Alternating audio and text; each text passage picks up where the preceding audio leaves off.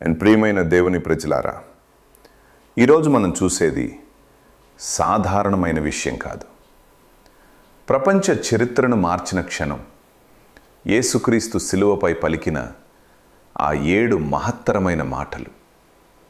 మొదటి మాట, తండ్రి వీరిని క్షమించుము. తనను బాధించిన వారి కోసం కూడా యేసు ప్రార్థించాడు. మనం క్షమించలేని వారెవరైనా ఉన్నారా? రెండో మాట, నీవు నేడు నాతో కూడా పరదైసులో ఉంటావు. చివరి క్షణముల్లో మారిన దొంగకు కూడా రక్షణ లభించింది. దేవుని కృపకు ఎప్పుడూ ఆలస్యం లేదు.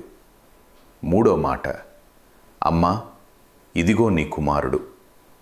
తన బాధ మధ్యలో కూడా తల్లిని మరచిపోలేదు యేసు. నిజమైన ప్రేమ ఎప్పుడూ బాధలో కూడా ఉంటుంది. నాలుగో మాట, నా దేవా, నా దేవా, నన్నెందుకు విడిచితివి? మన పాపాల కోసం యేసు ఒంటరిగా బాధను అనుభవించాడు. మన రక్షణ కోసం ఆయన త్యాగం. ఐదో మాట, నాకు దాహమయ్యున్నది. ఇది కేవలం శరీర దాహం కాదు, మన ఆత్మల కోసం ఆయన తపన.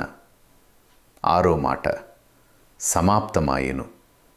మన పాపాల ధర పూర్తిగా చెల్లించబడింది. ఇక మనకు రక్షణ ద్వారం తెరవబడింది.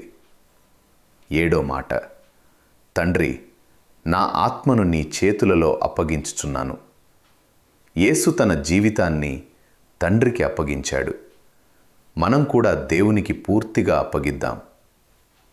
ప్రియులారా, ఈ 7 మాటలు మనకు ఒక పిలుపు. క్షమించండి, ప్రేమించండి, విశ్వసించండి.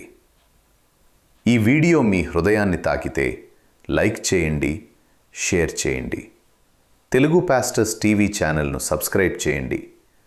దేవుడు మీ అందరినీ ఆశీర్వదించుగాక. Amen. God bless you all.